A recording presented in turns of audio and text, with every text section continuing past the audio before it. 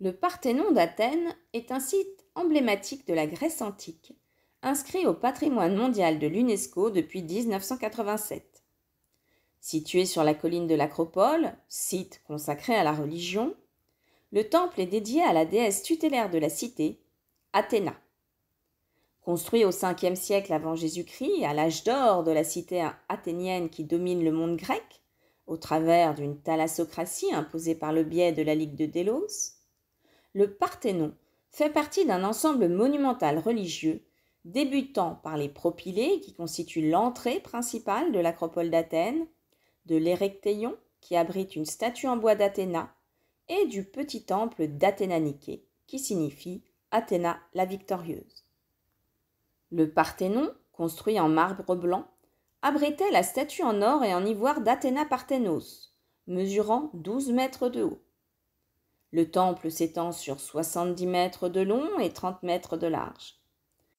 Une frise ionique décorait les 4 faces du temple sur 160 mètres de long, représentant une procession de près de 300 personnes, dieux et bêtes.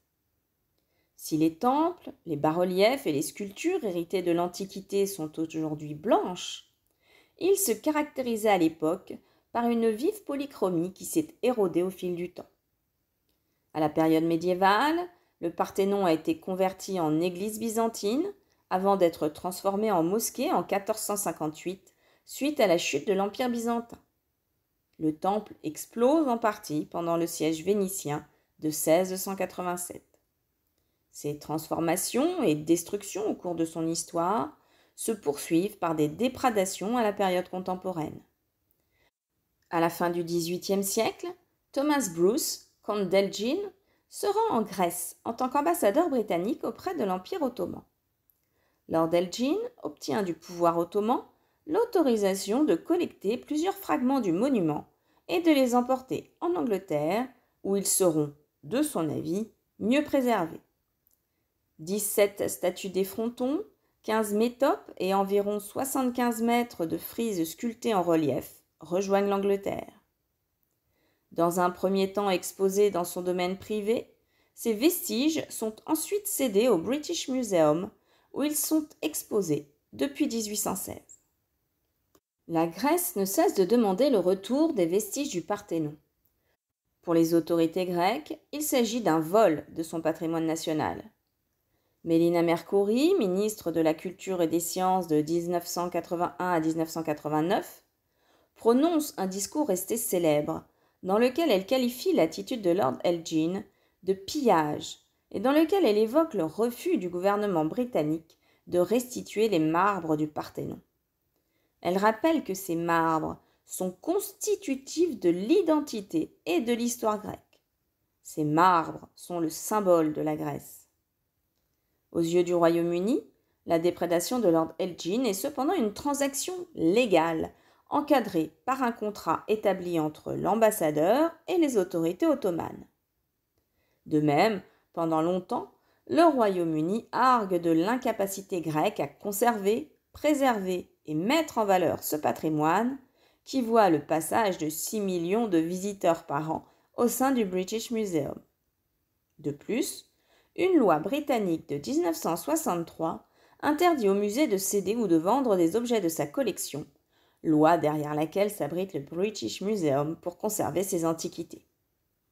En 2012, une grande campagne de sensibilisation à l'échelle internationale est menée afin de faire pression sur le gouvernement britannique. Et en 2014, la Grèce fait appel à l'UNESCO pour qu'elle serve de médiateur dans le contentieux qui oppose les deux nations. Le British Museum refuse cependant de prendre part aux discussions. En 2009, la Grèce inaugure le musée de l'Acropole, situé en face de l'Acropole.